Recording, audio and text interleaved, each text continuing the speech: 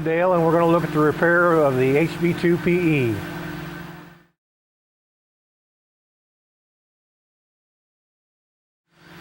Here we're looking at the eccentric of the vibrator. On back we go into the motor housing of the vibrator. You have the isolator with the clamp. You have the 12-inch protector hose, cover hose leading down into with the motor hoses, and the sensor coming out of the other end of the cover hose. At this point we're going to chisel the concrete off here and here, and then remove the three bolts and take the isolator off the vibrator.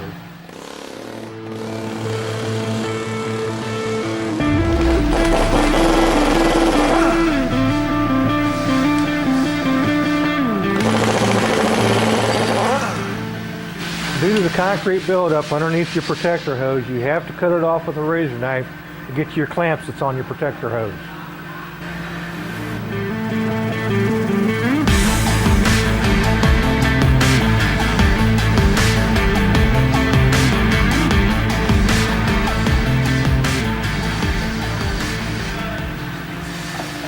At this time, we're going to cut the two clamps that are right here and then clean the concrete off the rest of the motor housing.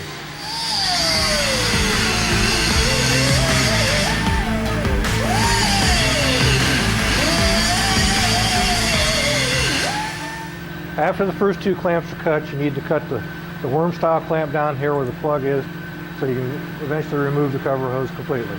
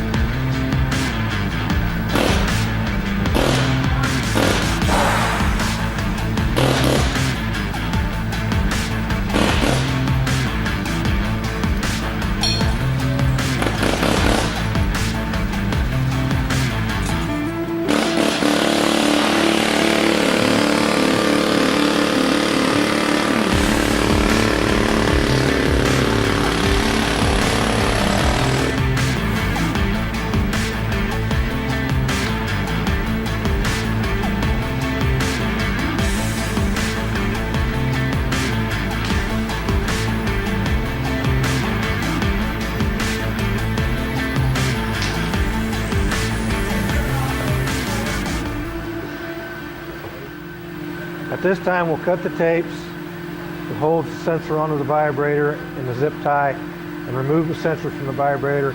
Then we'll undo the hydraulic hoses and remove them also.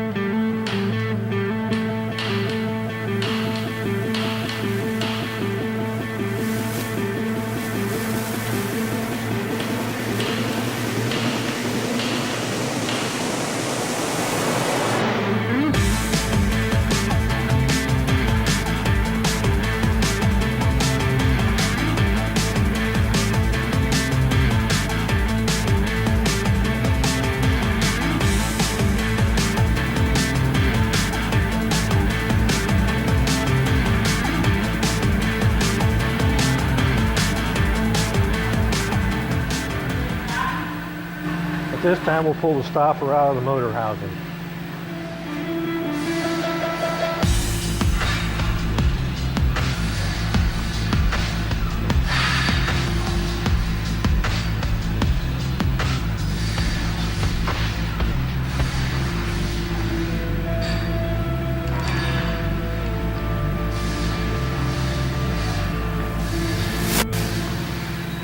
At this time we'll remove the eccentric housing.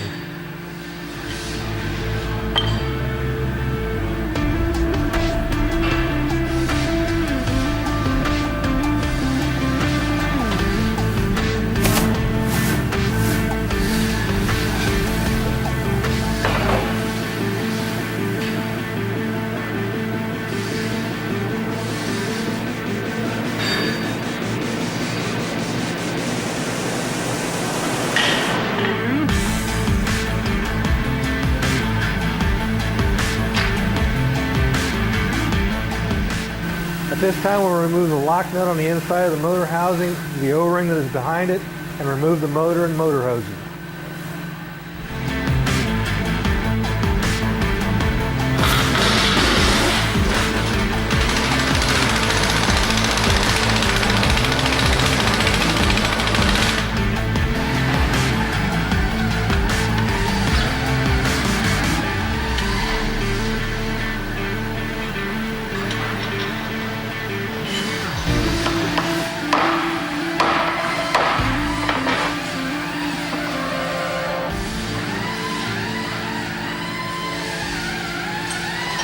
Okay, for the removal of the motor hose, the tapping of the motor on the vise puts a shock through these fittings and allows the fittings to come loose.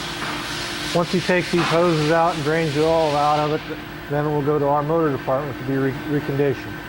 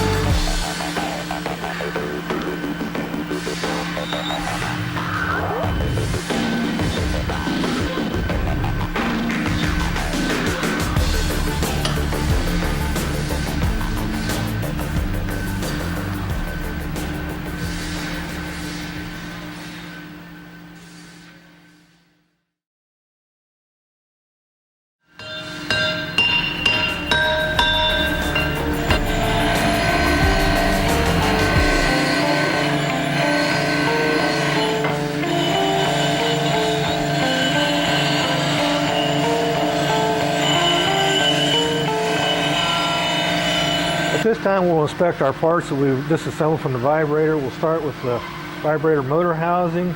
We've cleaned the welds as you've seen prior to around here and our weld points, and also here on the sides where the balls are located. That was pretty kind of tough to see. There's two more that are a little easier to see. As long as those are nice and flush and aren't showing any kind of holes or anything like that in there, then those are fine. These welds can be flat down in through here. If it's excessively flat, then it's time to replace the housing. This weld is in very good shape. Also, it can be flattened down in here. If it's flat or dished in, and then it's time to replace it also.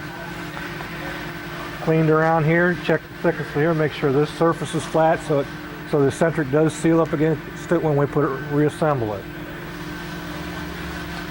Our eccentric, we're going to inspect it. We're going to look for an hourglass shape in this part of the housing.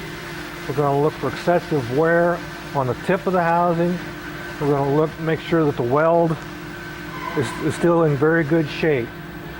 Some of the things that you may see with these housings is wear here.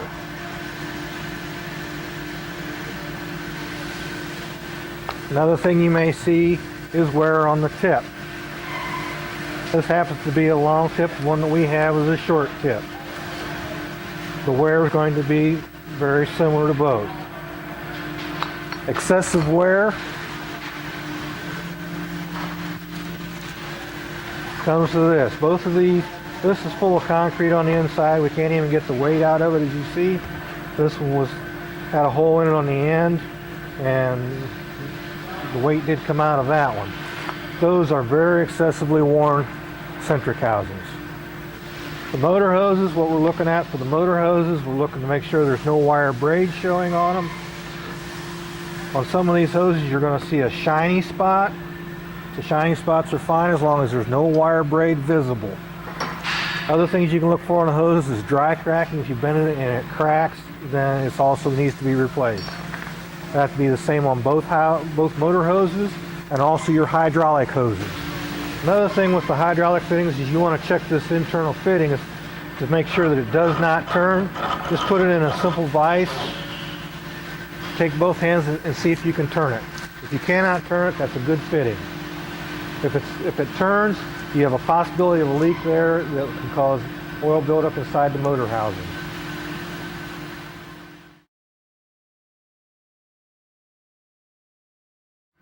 The rest of the parts we're going to look at is our isolator.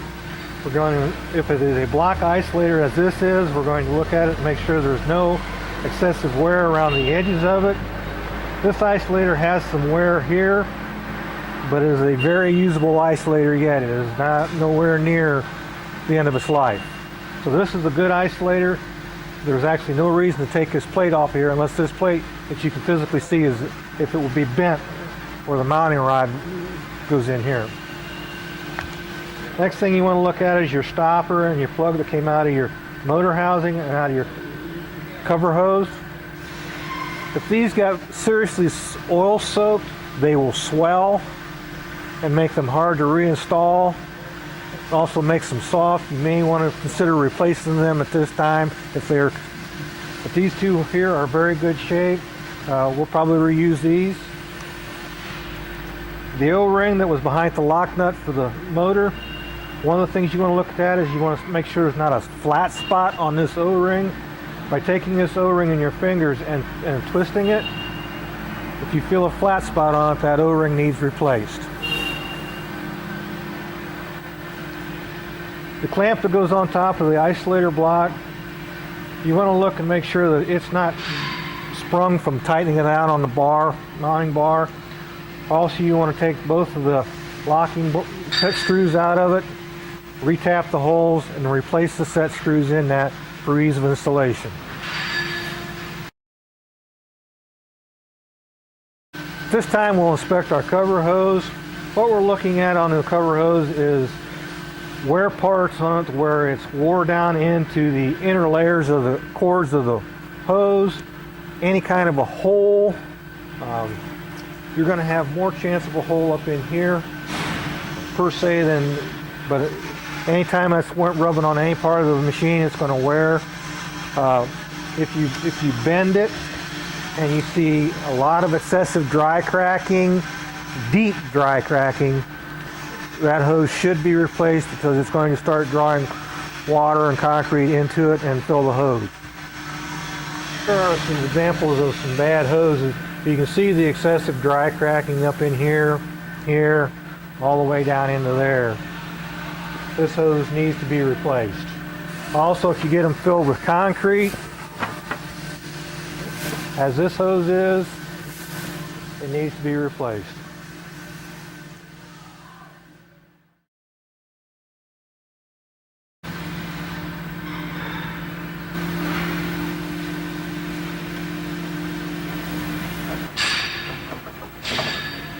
You need to make sure that this slot is clean.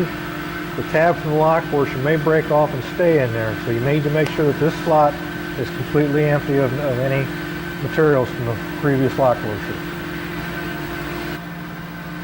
We're wanting to remove the shield on the cage side of the bearing. Install the first one with the seal down. Next, install two shims.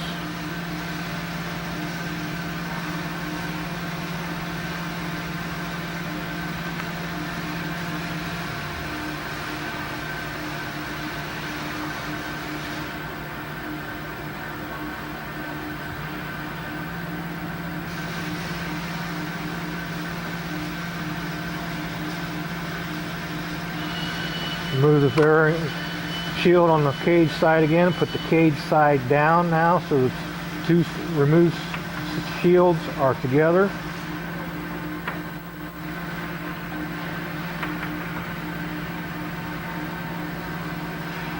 Install your lock washer and your lock and your nut. Install your lock washer retaining tool, and then use the tool for the spanner for the nut to tighten it up. Lining up one of the tabs with the slot in the nut, taking the screwdriver and tapping it up into the notch.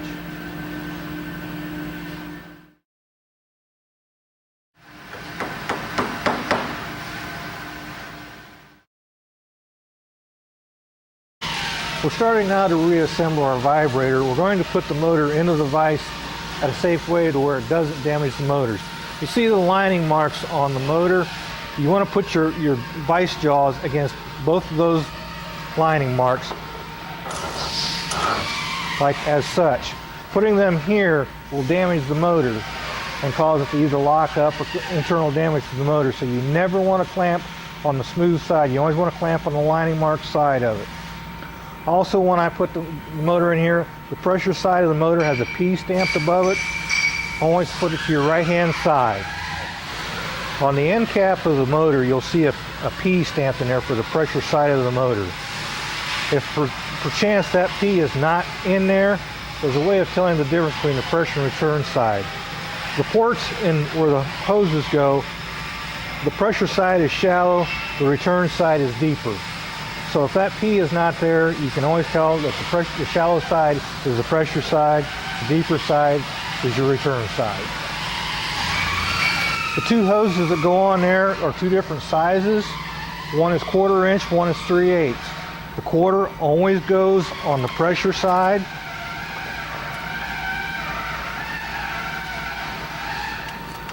The return always goes on the left side. Okay, when tightening the hoses on the motor, you need these hoses tight, but always remember the material that you're working with, the aluminum, you do not want to over tighten and strip the threads.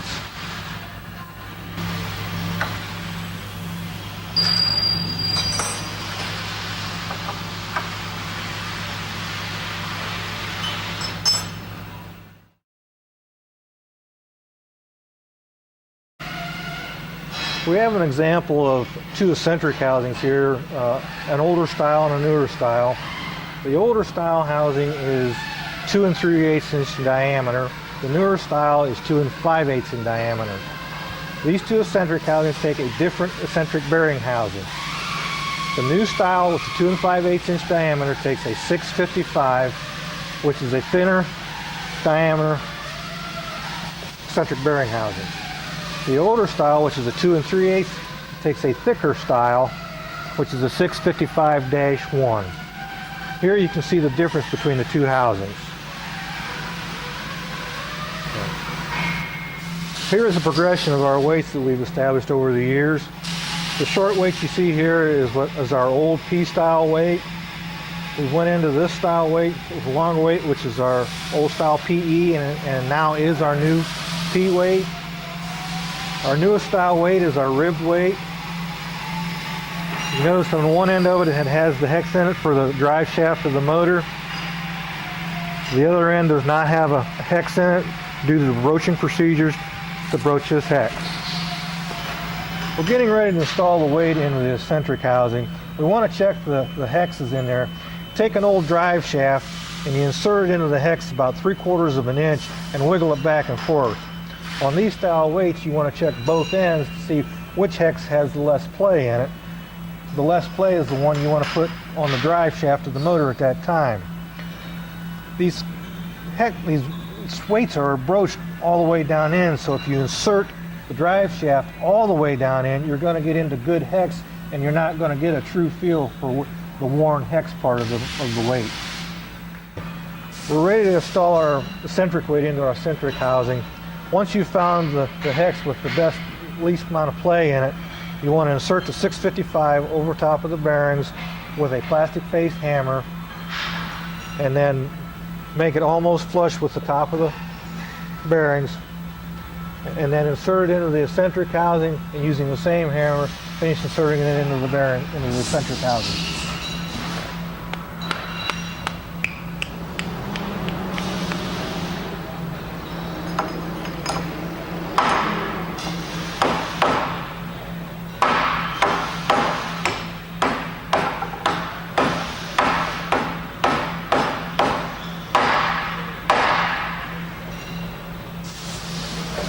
By tapping the eccentric housing once or twice on a solid surface, lines your bearings up in your eccentric housing so everything aligns straight, and then by spinning it you can see how free it spins in.